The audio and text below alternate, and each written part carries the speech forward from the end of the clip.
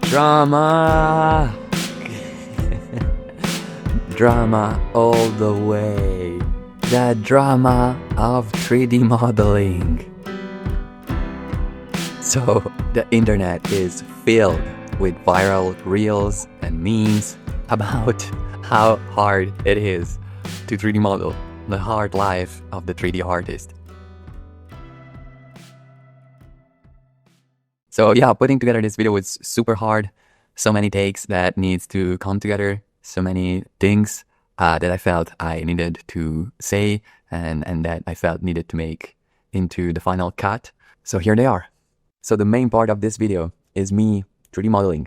And I've sped this up, I don't know, like it's 6 times faster, something like that. So it's like as fast as it could possibly be without becoming just a blur where you cannot really make out what I am doing. And, you know, I've cut out all those parts where I'm like hopelessly staring at the screen and pondering what am I gonna do.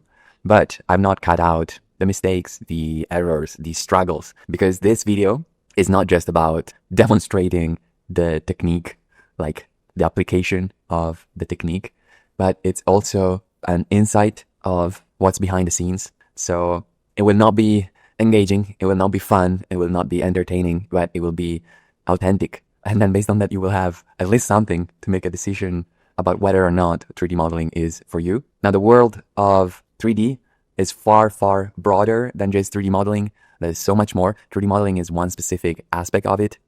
There are people that are 3D modelers, and then there are a whole lot of other jobs like texture artist, sculpting artist, concept artist, you name it.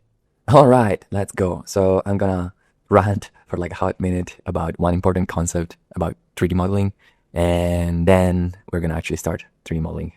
So yeah, bear with me, okay? Let's go.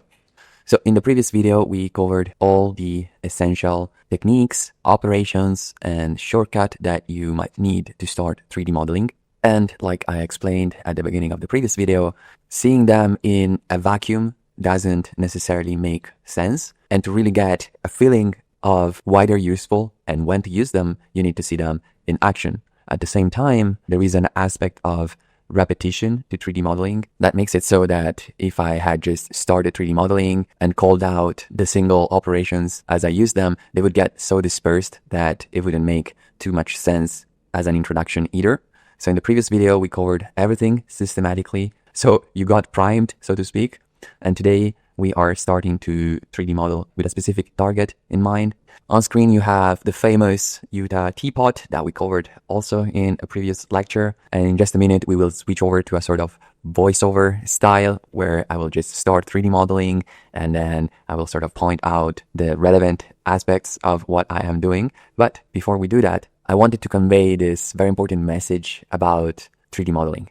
So the concept that you need to have ingrained in your head is that 3D modeling is a form of problem solving, where the problem is to define an object, the shape of it, in a 3D space. Now, the ways you can go about it are nearly endless. It's really not too different from the way you go about solving a math problem. There may be so many ways to go about it. Some are more elegant solutions than others, or maybe highly optimized towards some aspect that is relevant to the project. And so to give you a concrete example, suppose that you have an object like this teapot.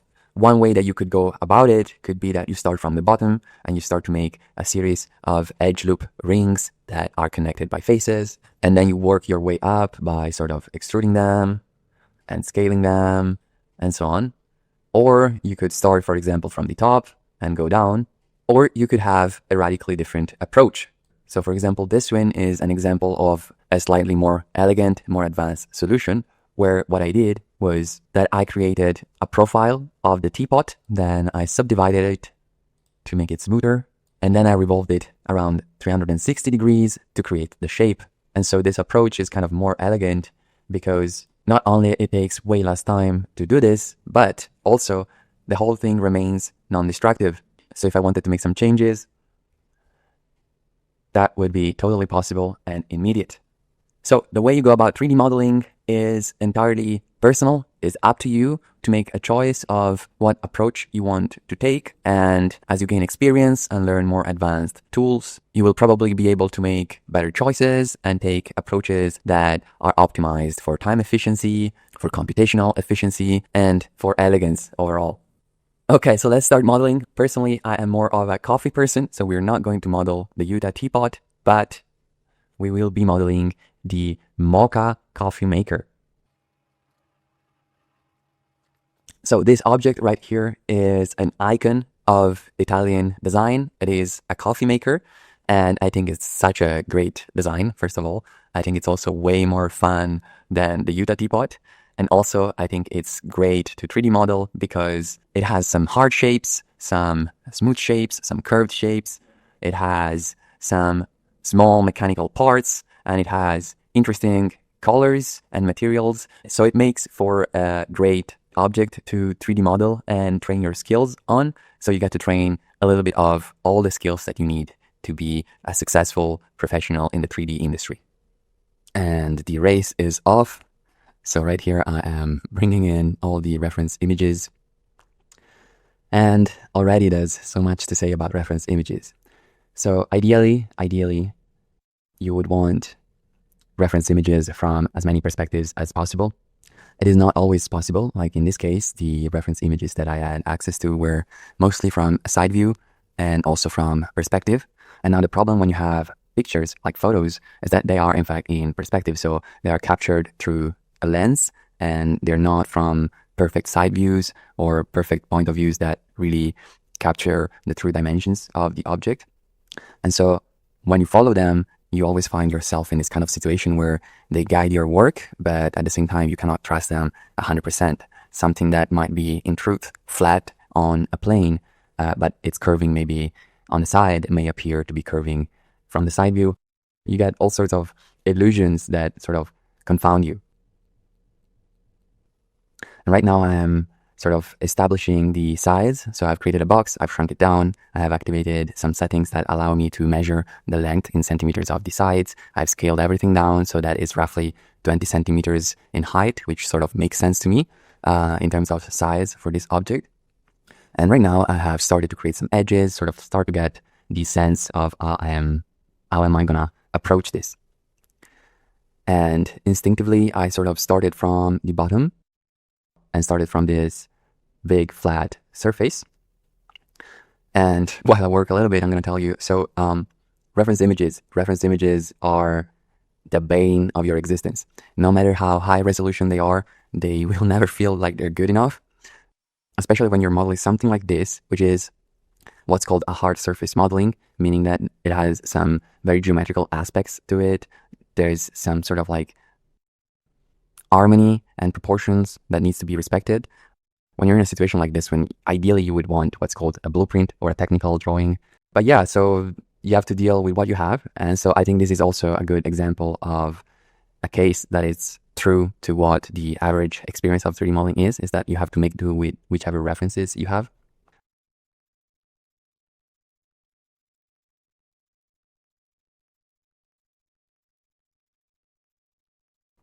And right now I am kind of starting to struggle already because I don't have the object with me.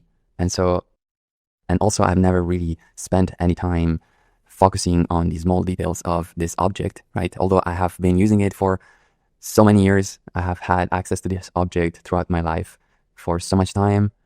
And yet still, I've never really stopped and pondered all the little details that make it up, right? And so right now I'm kind of like starting to play with it and starting to figure out all the little details, the little shapes, and I'm starting to think, how am I gonna approach them? I'm starting to play with the little geometries that make it, and right now I am trying to understand how am I gonna shape the base, which has this sort of like octagonal shape, but also below it there is a flat circular shape. And so as I start to play with all of this, it's a little bit like when you start to doodle on a piece of paper, when you are starting a drawing or a concept, right, for a design or maybe even a painting, whatever work you're working on. Usually you don't have a clear idea from the get-go. And so what you start doing is you start doodling sort of a trial and error process where as you go, you also sort of figure out what works and what doesn't work. And through this sort of iterative process, then you keep refining, and eventually get closer to what eventually becomes the final, right? So by this time, you have already seen me build and destroy so many times the same surfaces, because that's what I'm doing. I am building, sketching out the surface, and then realizing it's not the right approach, and then destroying it. Something else that you've seen me doing a lot is trying to work on things that can be symmetrized. So I only have to do the work once, and then I flip it on the other side. And I do that by selecting the side that matters. And then I scale it by -1 on the axis that I want to flip it towards. And I'm using the pivot points to sort of drive that mirroring. And here at this stage, I have created what seemed to be a good surface. And then I started to sort of revolve it around it. And I saw that there was something wrong with the angle. I was not taking the right approach. So I started to play with it, see what I could do to figure out what the right angle was. Lots of struggles. And then at this point, I thought I had it, and I had matched it, and then I had the right side that was good. I deleted some things that had been copied too many times. Now I flip it, and now I thought, okay, now I have the module that I only need to revolve around it, and then I'm good.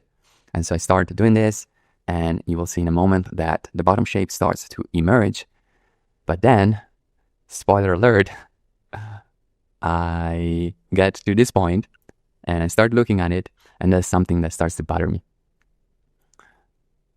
So I try to place the smoothing surface to take a look at how that part would look if it had more geometry. And here I just start to look at the reference image, and I'm thinking, man, this part is machined flat. So there shouldn't be this sort of negative curve, negative space over here. And I start to play with it to see if there's a way for me to make it flat as it should be. But then soon I realized that, no, man, this is not going to fly. This is the wrong approach. It's close, but it's not the right one. And so the lesson here is that often case, knowing how the object is actually built, like in real life, the process, the mechanical process that goes into it is often revealing what's the best geometry to sort of define it. And so what I did here is I created this surface, which is representative of the base. And then here I am creating a negative space that sort of represent the mass that would be trimmed off the real object. And then I use what's called a Boolean to remove it. And then the right geometry naturally emerges, because right here, it's following the natural process that would really be happening in the real world. And so although, this is kind of winging it in terms of measurements, because I'm following just some loose reference images, process-wise, this is correct. This is how it's done in the real world. And so as a result, the shape is also correct. And now I am duplicating that top part, so I don't have to do the job twice.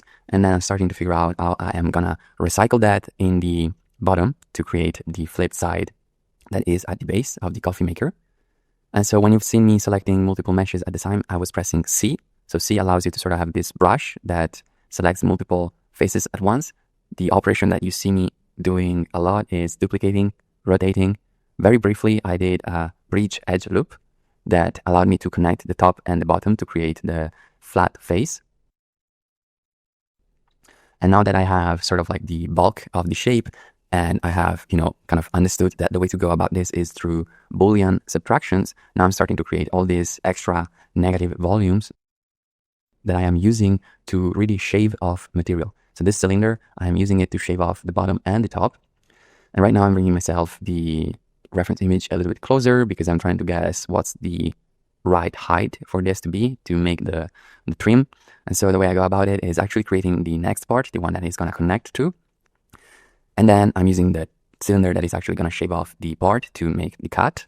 And now that I've done the cut, I am extruding with E, and now I'm placing a bevel to sort of smooth things out with some extra geometry. And then I'm going to place some more bevels here and there to sort of smooth the edges, because like I've said in previous videos, nothing in real life, even when it is machined metal, nothing is perfectly sharp. And so when you want the light to interact realistically with it, you have to put what's called a fillet in it, which is nothing but an edge that is a little bit beveled. And so right now, again, I'm trying to make as little work as possible by focusing on this central section. And I have made the bevels only on this side vertically. And what I'm going to do in just a minute is try to isolate this section, which now becomes my module to go forward.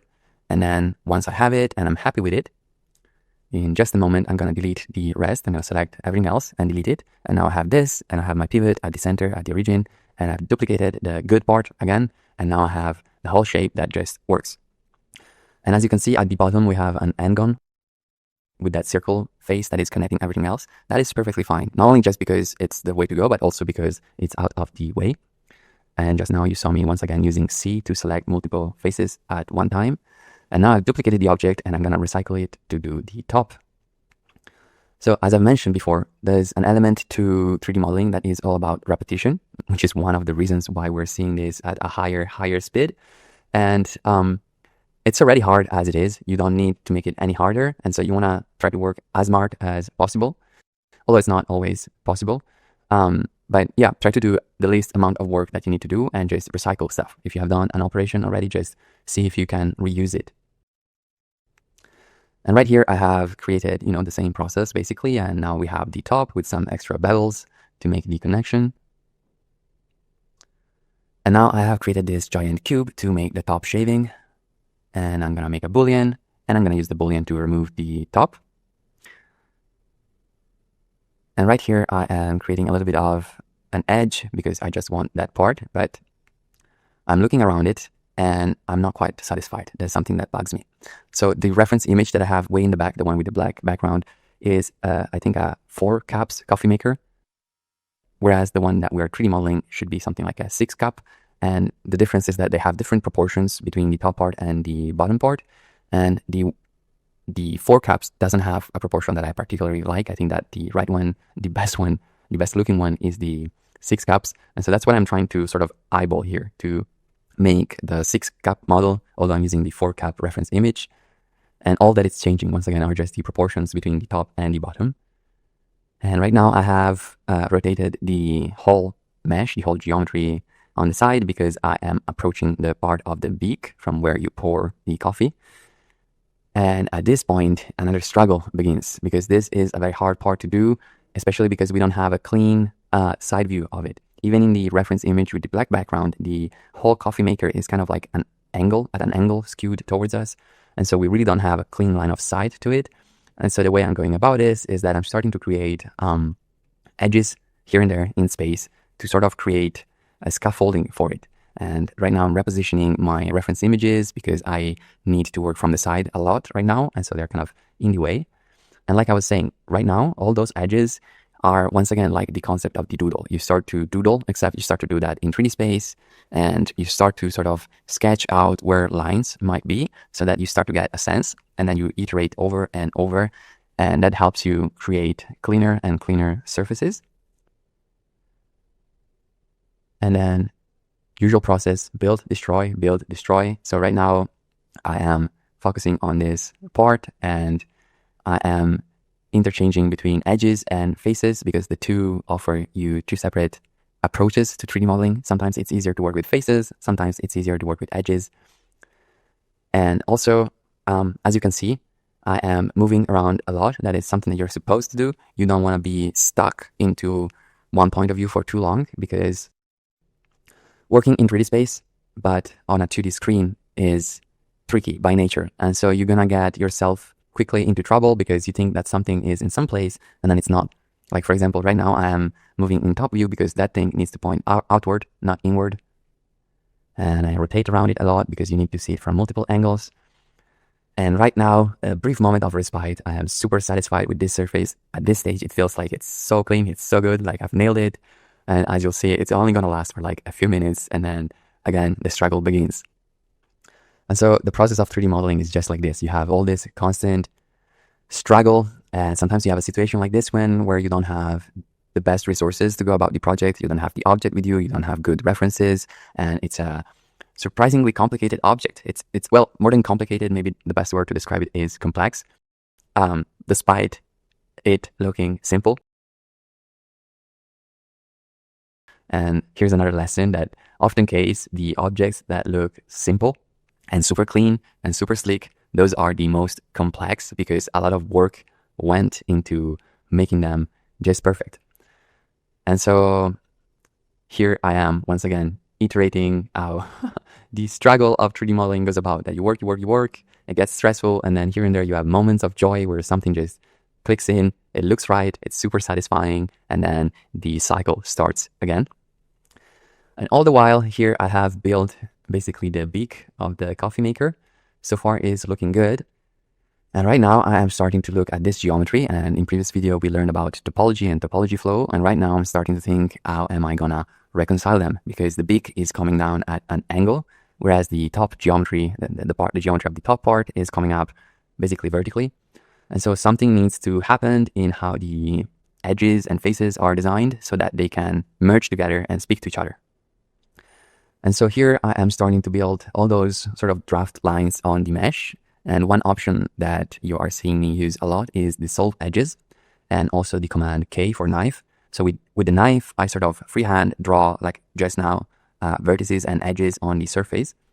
And sometimes those edges only need to exist for a brief moment to allow me to get something else done, and then they can be gone. So then that's when I use the solve edge, which allows me to delete an edge, a vertices, or a face, depending on which dissolve you use.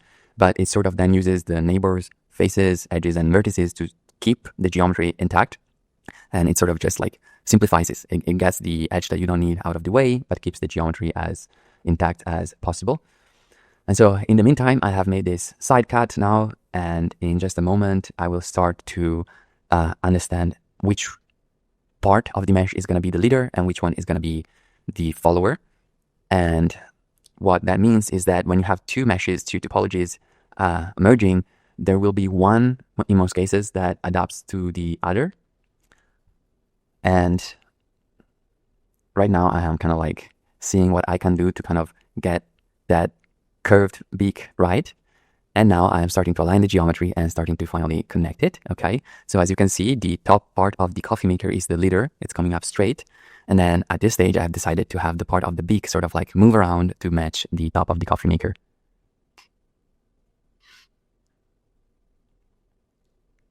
And right now I have used the mirror modifier, which simply allows you to create a mirrored copy, but it's non-destructive. It's like a virtual copy that you can turn on and off, and it just helps you work with objects, because when you see them in symmetry, you also get a sense of how wide they really are. So for example, at this stage, I'm starting to realize that that beak is way too large. And I'm now creating this sort of scaffolding line that cuts straight, and I'm starting the process of making it not only straight, but also narrower. And I've done the same now to align the geometry here. And once again, this is the whole process of sort of creating a scaffolding around it, much like you see scaffolding around buildings when they are in construction, because you need to have that extra structure around it as you build it to make your work, right? And then when you're done, you get the scaffolding away and the building stands on its own and it's finished. And so this purple line that you see, I'm using it as a scaffolding to sort of align the vertices. So I've created the line, it's straight, and then I'm creating vertices on it, and I'm using them as a reference to align the actual geometry that, as you can see, is all over the place.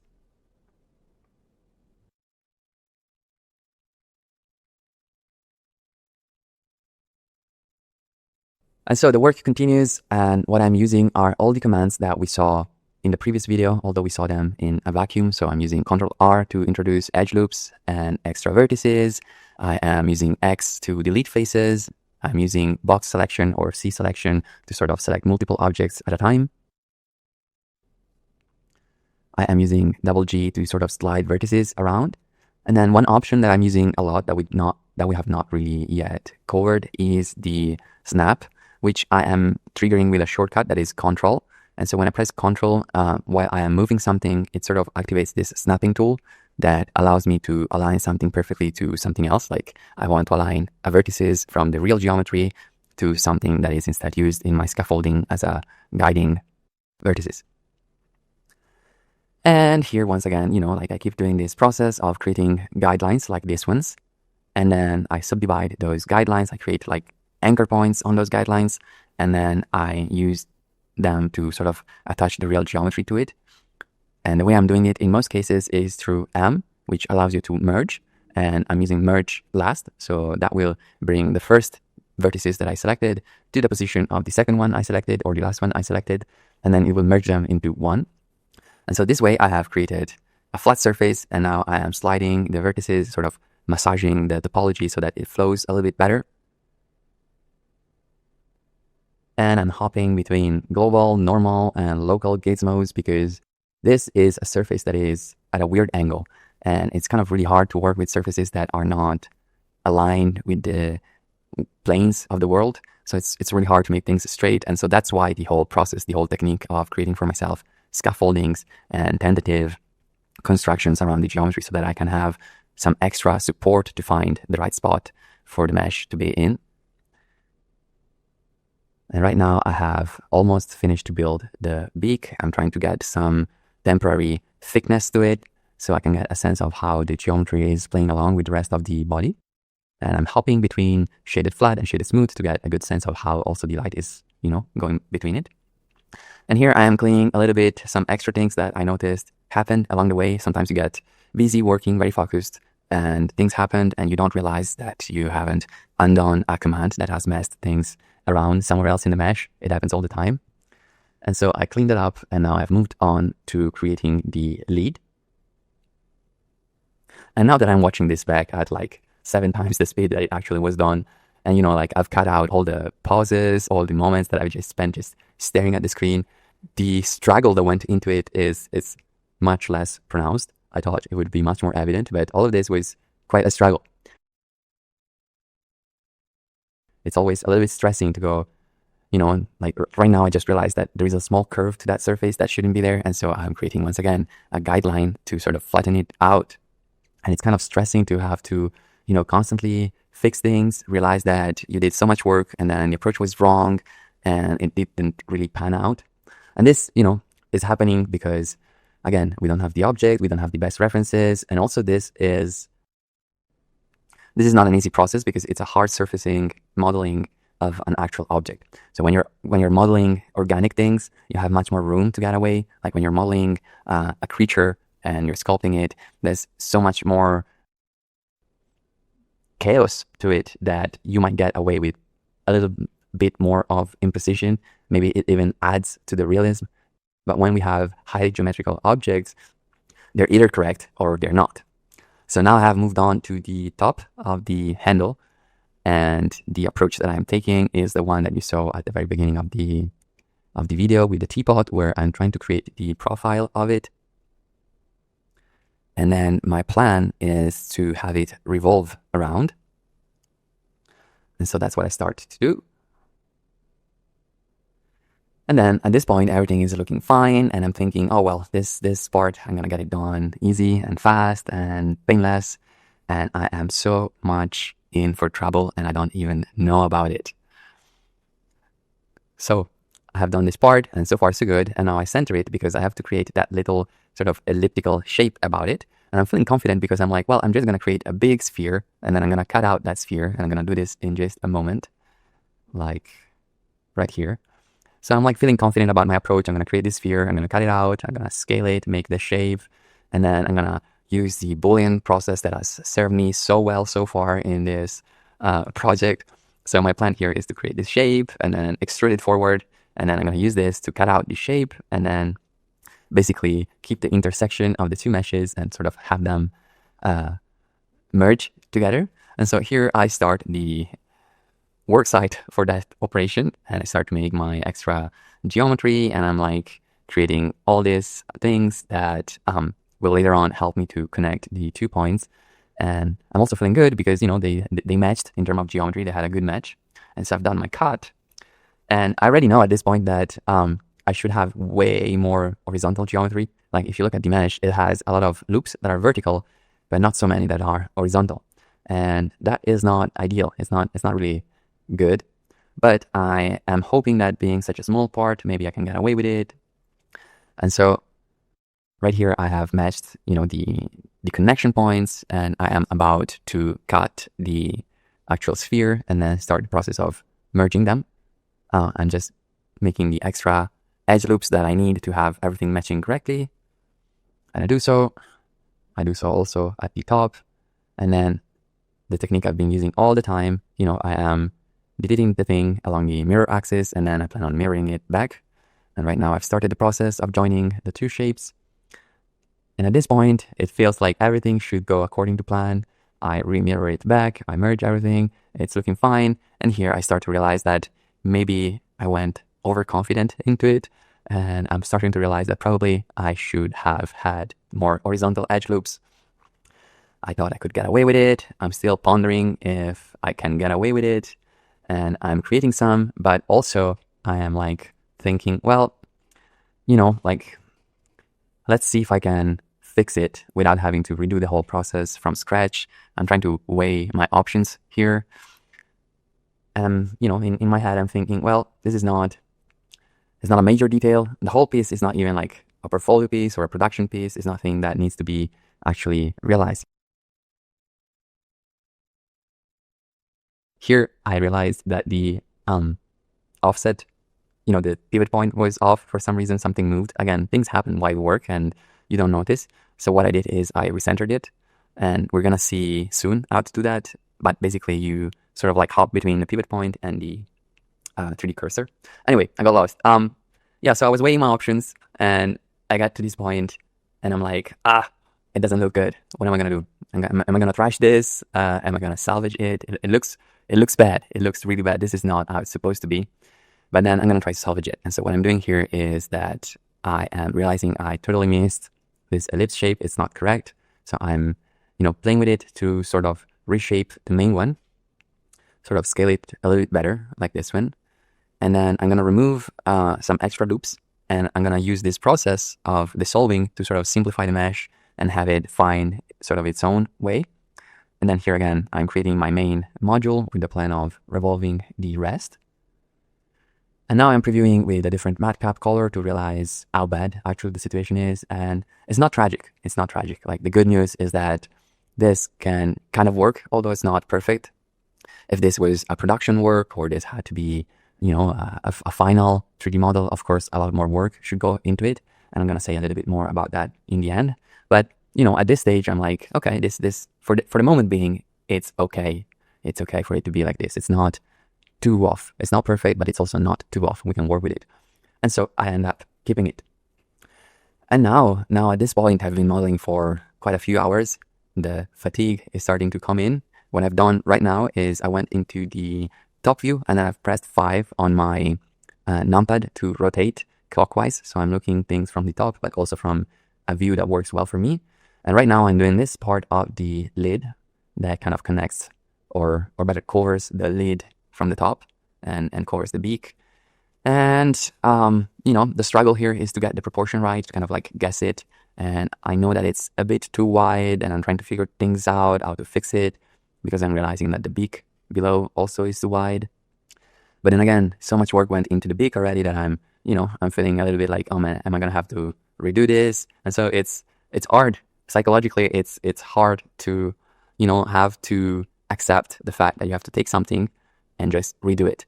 Like, there's no way to working around. There's no point on insisting on it. You just have to redo it. But the moment that you redo it, because you've already done it once, you have a better insight of what's going to happen, or what the shape should actually look like. And so this is just a truth of 3D modeling, that you have to accept this iterative process where you have to redo the same thing over and over a few times. But every time you do it, you have a better, more profound understanding of the actual geometry. And in doing it, you sort of become, like, you truly start to understand the object.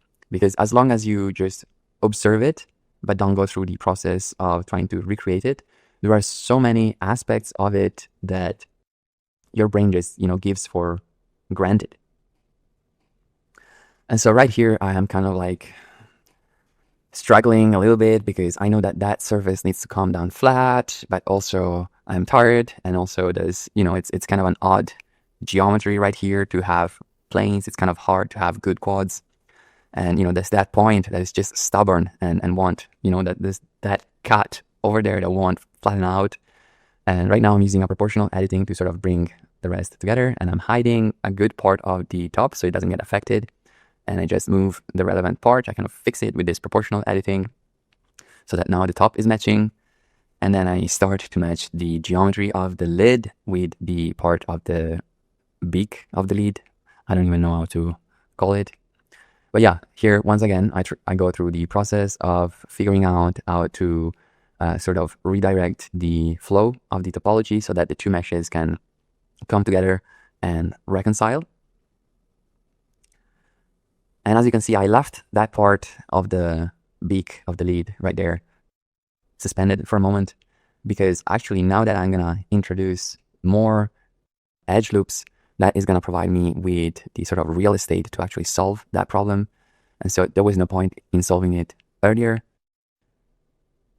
And now I am using the F command and the J command to create, the extra edges that I need. Some more knife work.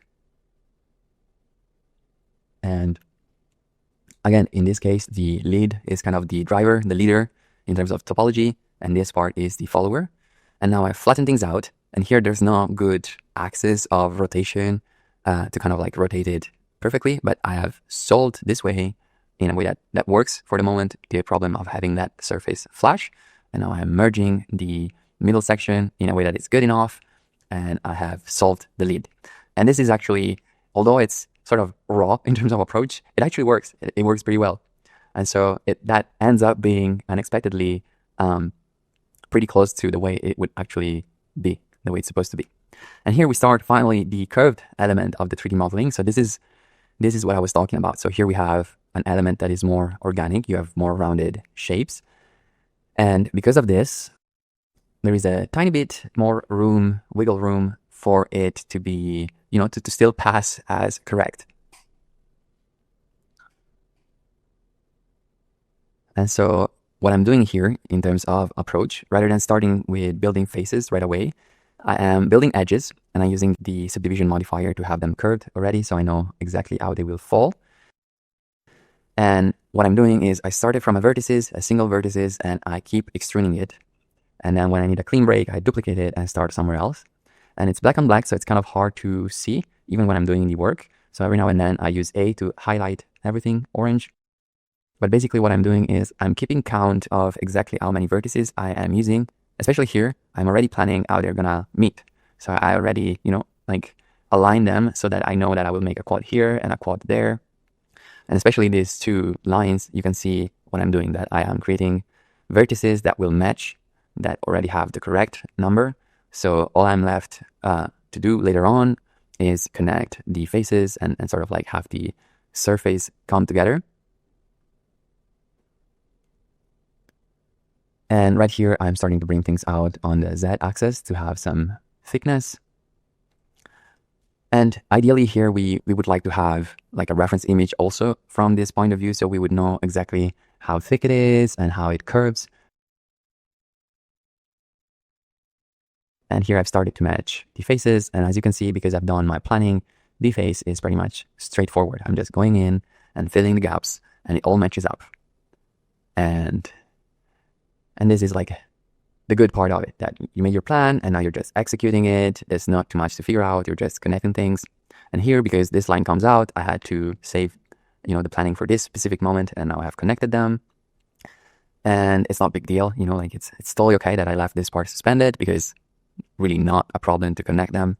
In fact, I'm doing it right now, and this is it. And the bulk of the handle is done. Right now I'm just adjusting a little bit the topology, how it flows, trying to get some curvatures right, or try to fill them, to have a feeling for them to feel a little bit better.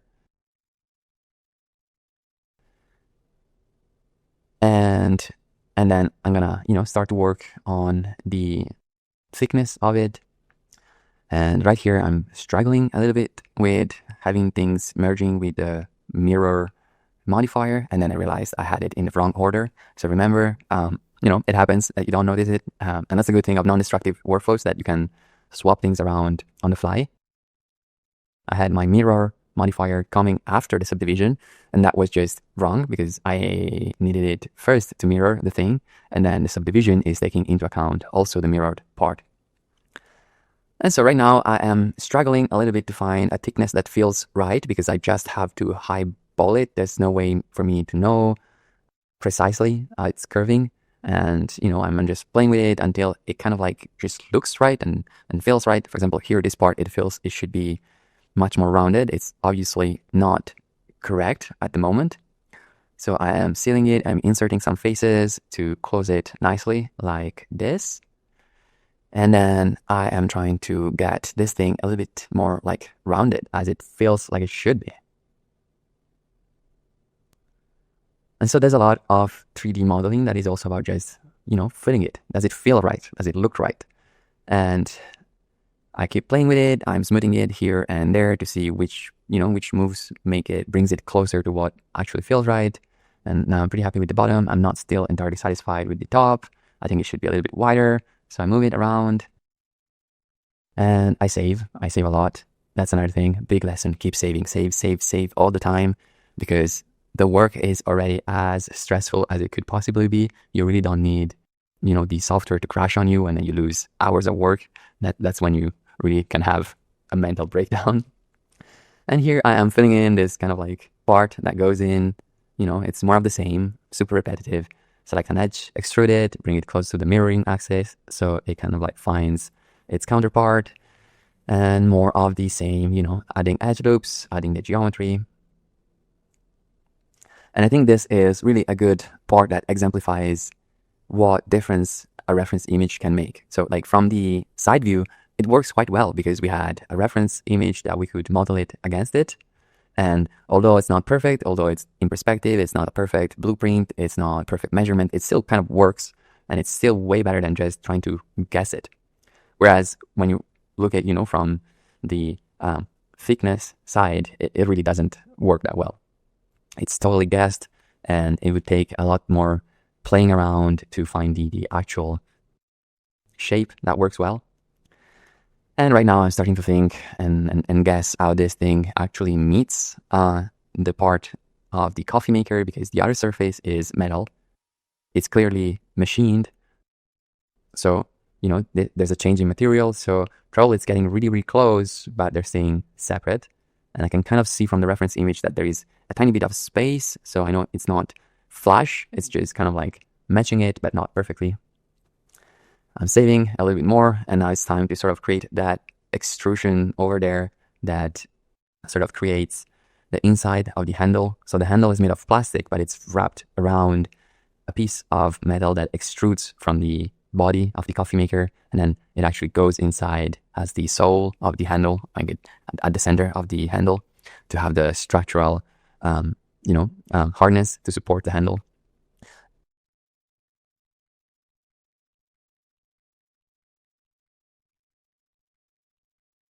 And once again, while I work here, you can see that it's more of the same commands. It's sliding stuff with double G, it's extruding, moving around, matching edges with F, Control R to create edge loops, Control B to create bevels. So it is more of the same. And in the end, I would say that most of it boils down to having good reference images and a solid plan of how to approach the problem.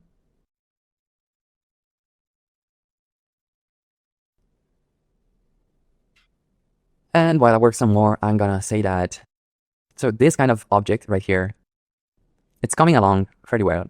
It's, well, there's 1,001 problems with it, but as a first iteration, it's totally okay. It's not a final. It's not an asset that you would bring into production. Like it's not ready to be 3D printed. It's not ready to be a game asset or a portfolio piece where you kind of like showcase your work.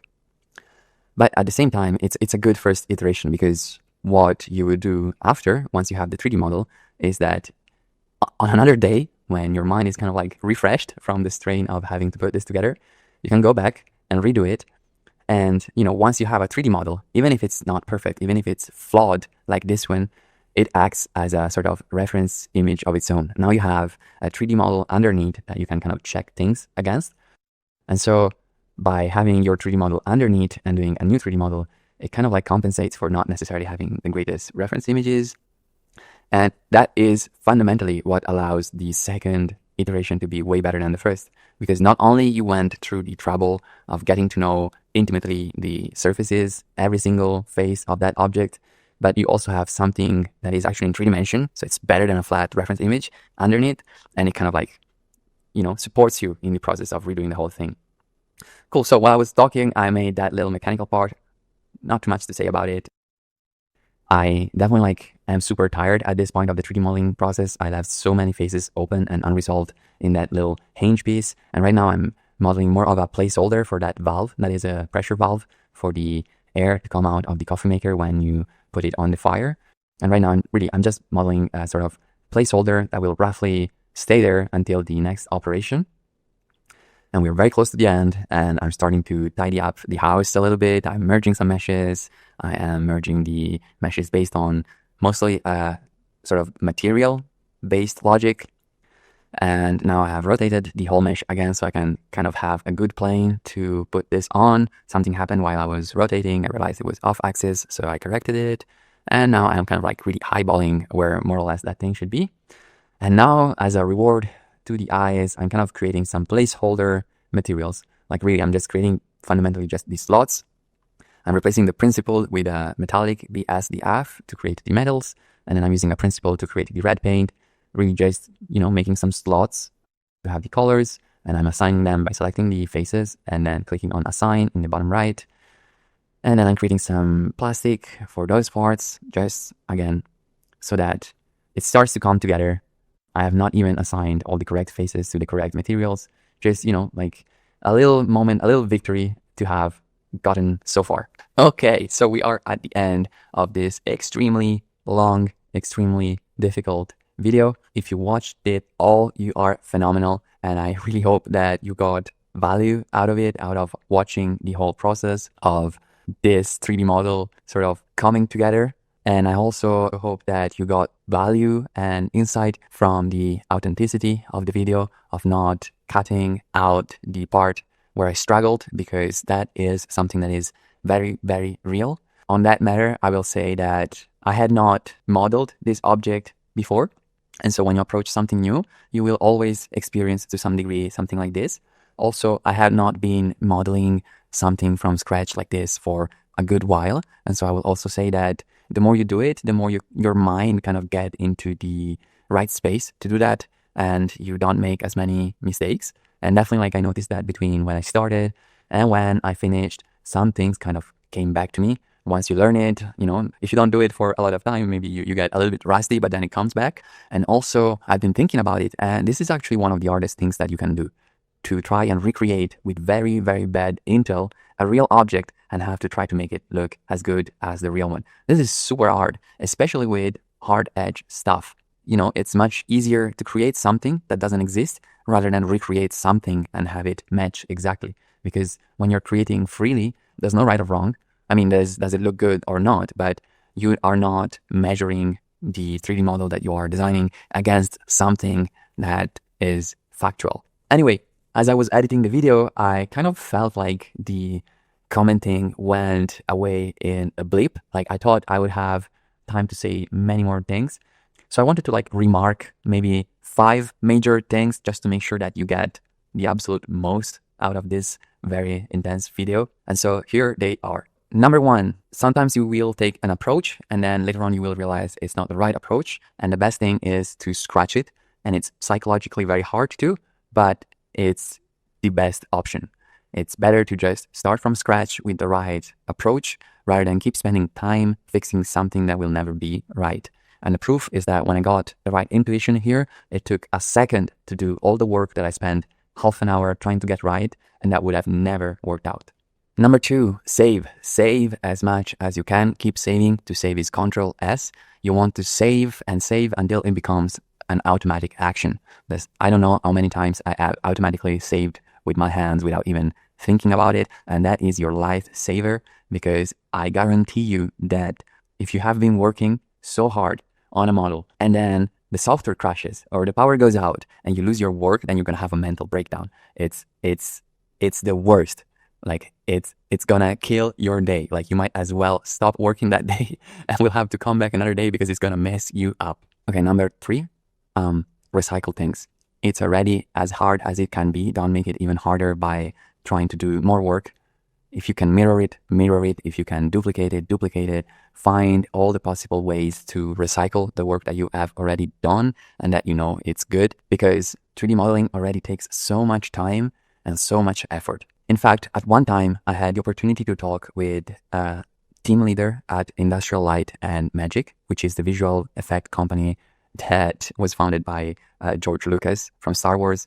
They have done, they have invented the field almost. There have been so many actual technical contributions in computer animation and computer graphics and VFX that have come out from that place.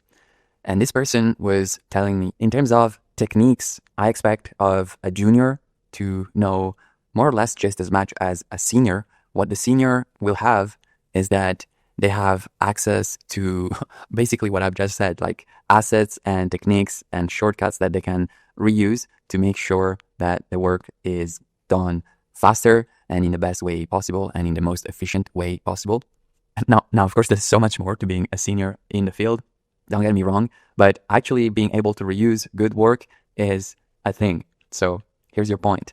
Okay, number 4, think the process of 3D modeling as a work in process, like a building in construction, and create for yourself those scaffoldings, those anchor points that you need to get a surface right.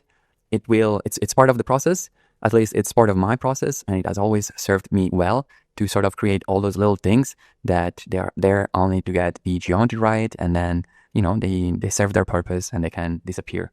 And then lastly, I'd say that, like I have repeated 100 times by now, iteration is key.